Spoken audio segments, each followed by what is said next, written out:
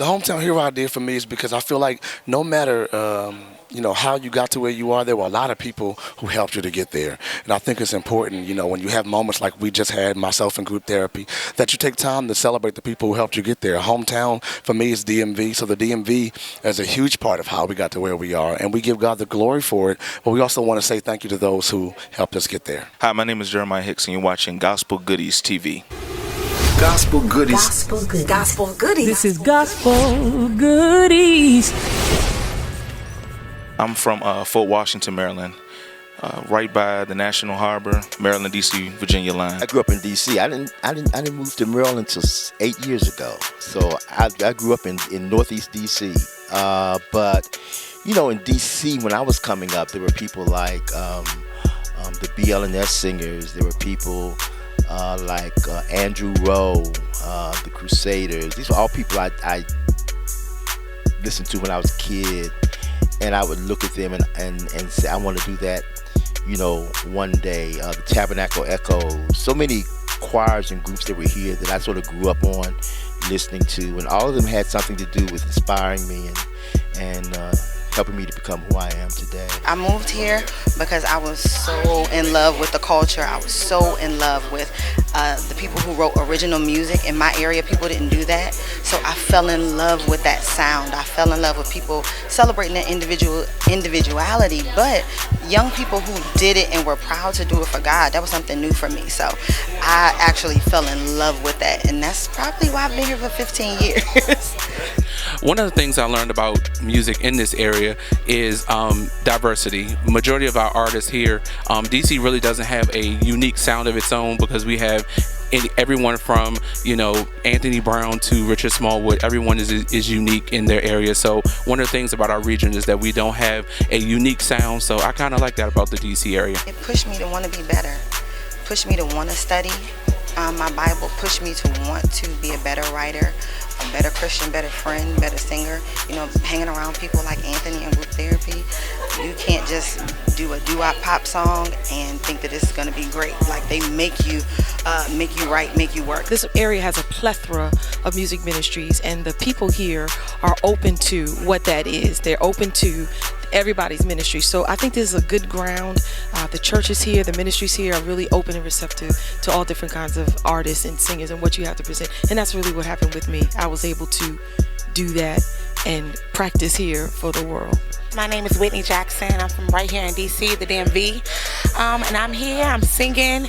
I'm so happy to be a part of this event. It feels good. I've been here a few years, in and out. I didn't really tell nobody, but I just kind of want to get away and kind of finish school and continue to work on my craft. But it's always great to be recognized. People don't have to honor you for what you do, so I'm just glad to be honored and thought about. I was like, me? But no, I just was really honored.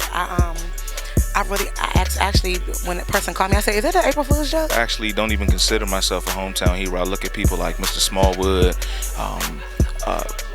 so many people, Stephen Hurd, so many people who I would consider that I stand on their shoulders. And I think that it's such a great experience just to be amongst hometown heroes. So I wouldn't say I'm a hometown hero. I will say I'm hometown, looking up to the hometown heroes, watching their moves, watching what they do, and standing on their shoulders. So it's an honor just to be a part of a great night like tonight. I'm so humbled and so honored that this is happening. I mean, it's always... when I first started out, I always used to hear people say that a prophet is never honored in his own hometown. And that has never been the case with me. From day one, the DMV has been so supportive of everything that I've done. So, I mean, I'm just so grateful. It's just another show of how they have supported me down through the years, and I'm so appreciative. I think it's exciting. I think it's honorable, and it's true. And a lot of times I think we're given titles in this industry and stuff like that, and it isn't true, but we're excited that these titles are true. These are what people really exhibit in their worship experience with the Lord, and so I'm excited to be a part of it. Tonight's honor for Richard Smallwood is one of the biggest for me, because he's an icon not only in Maryland but to the world. And I'm from Chicago originally, so I've been following his music for all my life. It's really amazing to host this event. Anthony Brown breaking records for the Stellar Awards, the 10 Stellars, and then of course our DC affiliate Praise 104.1 with Major Market Station of the Year. And congratulations to Richmond as well. Radio 1 kind of racked up this year, and so it's really amazing to host this Stellarbration with a number of artists. And I love that Anthony's not just celebrating himself, but he's also giving back to artists that are coming up, artists that are behind him, artists that he loves and admire. So we're going to honor some hometown heroes. My hometown hero, I would have to say, I got to start with Anthony Brown. He just set the bar for all of us. He did it, and I love the part when he talks about you got to serve first. That's where God finds you, and so I'm glad God found me serving too. I have a passion for helping artists, because you can stab in the dark so many times, trying to get heard, trying to get played. So for new artists, my major thing would be is to get your local buzz first. Create a local buzz, let your folk in your hometown love you, and then regionally, build your brand, as you go, and then nationally build your brand. Because if you're doing well locally and regionally, people will look for you. Yeah, I was one of the founders of Howard's Gospel Choir.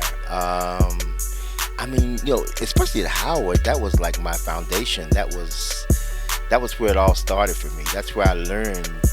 Not only did I learn in terms of music that I studied, but just learn from experience in terms of singing and playing in front of people and writing. That's where I first started writing, when I was at Howard, really seriously writing. So that was like my foundation. Of course, University of Maryland was just another step. I think I started there about 2 years after I graduated from Howard, for about 5 years until the Smallwood Singers were founded, and then I sort of went on and did that. So it all had a lot to do with my beginnings and my foundation. It's always good to be singing home, to be here at home, and to minister home. This is where it all started. When I'm traveling and first thing I get when I come back to Utz chips is what I have to have as soon as I come back to Maryland. I have to have Utz chips. A lot of people say like seafood and stuff, and I have to have Utz chips. Nobody's chips taste like Utz. Nobody. Well, see, I can get it everywhere, but there is nothing like our Popeyes here. I am a fool for Popeyes chicken, and it always has to be a 3-piece dinner, like always. And I always get 2 breasts and a chicken leg. It's my favorite. Don't tell nobody, but I gotta go to Ben's Chili Bowl and eat like some very bad food. But I go to the gym and work it out. If I come back home and I've been traveling, I have to have this place called Carolina Kitchen. It is in the DMV. It is a soul food restaurant. The owner, I know, members of my church go there. And so when I get back home and I've been on the road and I'm tired, I want to have some of that good Carolina Kitchen food. Next, we're going to tour Everyday Jesus this summer. We're going to bring what's on the record out there for people to hear and to see really visually. So Everyday Jesus Live this summer is the tour. I released an album not too long ago entitled Fight For You. So I'm very ecstatic about that. We're still working that in. We're also prepping for a live recording later on in the year. I'm doing some writing for some other artists, so I'm very excited about that as well. Working on a new project just recorded February 27th this year, in Johannesburg, South Africa. It's coming out sometime in the fall or winter, but it's going to be really, really good. Tasha Cobbs is on it, BB Wines is on it, and me. I'm working on my project called Release the Sound. Look for it this summer, around late summer. You should have it then. I have a single out now called You Are God Alone on iTunes, Google Play, Amazon, all those places. We just released an album. It's called Eternal. It's been doing well. There's been some acclaim to it. We were able to chart on 4 different Billboard charts, so that was amazing. And we've just been traveling the record. I also have a worship conference that's coming up in the summer, and I'm also releasing a book, and you're the first person that I told that, so you have got privy information. So I'm excited about the book, and it's called Samuel's Heart. So it just talks about the journey of a worship leader gone passionate. So I'm excited. I'm working on my autobiography, which is tentatively entitled Total Praise, but that might change. But really, starting with my great-grandparents coming on up to me and how that sort of laid the foundation for who I was to become and how I made it this far, I lasted this long, some of the difficult times I've gone through in my life. So I mean, it's really it's like a composite of my journey. So that's hopefully that'll be the next thing. Hopefully we'll be releasing that sometime this year.